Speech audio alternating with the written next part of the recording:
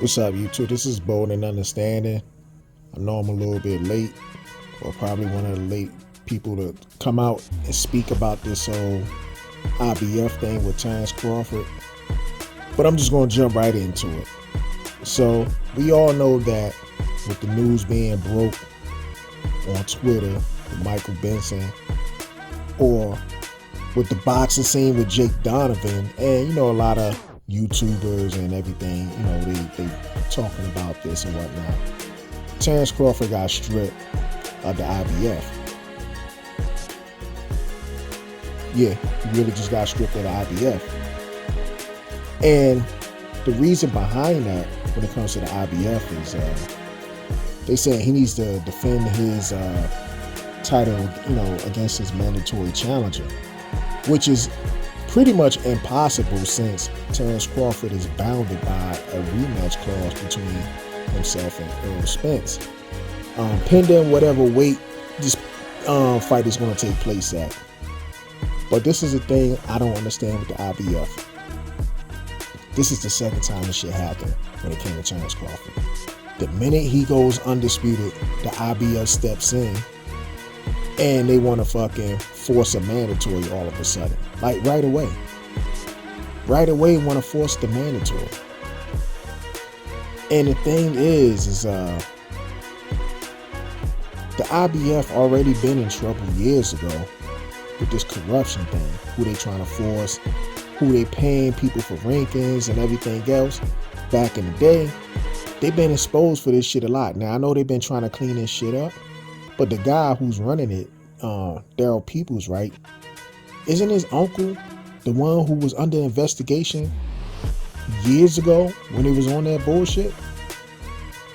See, that shit right here, I mean, it's whatever with it.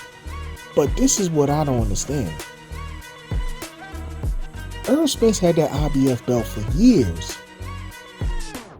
And the fucking IBF never forced the mandatory outside of Ocampo. Carlos Ocampo. An easy fucking win. Somebody who was ushered up in the rankings for the IBF to basically make Errol Spence look good in a fucking match where as though he's fighting him, defending his title against a mandatory. Even Errol Spence acknowledges that Ocampo was a fucking nobody, but the IBF ushered him up to make Errol Spence look good. The IBF. Here it is, you got Jermell Charlo, who been having his mandatory that he's going to be fighting now for years. They never even forced that shit on him. But because when it comes to Terrence Crawford, and in this case, he doesn't really have a promoter, he's doing his own thing.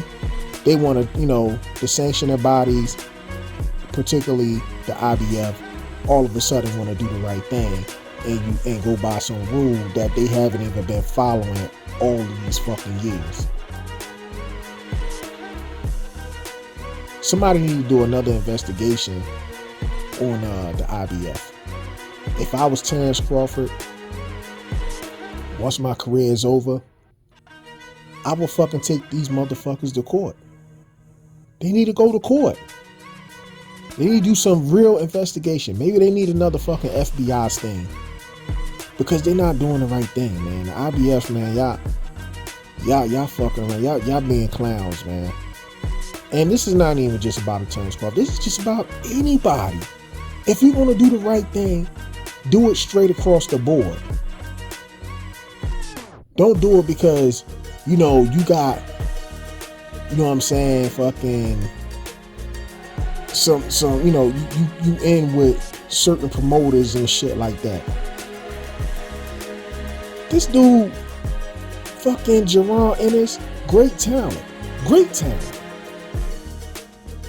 But this motherfucker was already a mandatory in the WBO and he turned that shit down. He decided to go the IBF route, which he did, beating a Karen that he looked in a fight that he looked bad against. And the IBF never even forced the mandatory on Errol Spence back then. But they want to force the mandatory on Terrence Crawford now that he has become undisputed. This shit makes no sense to me.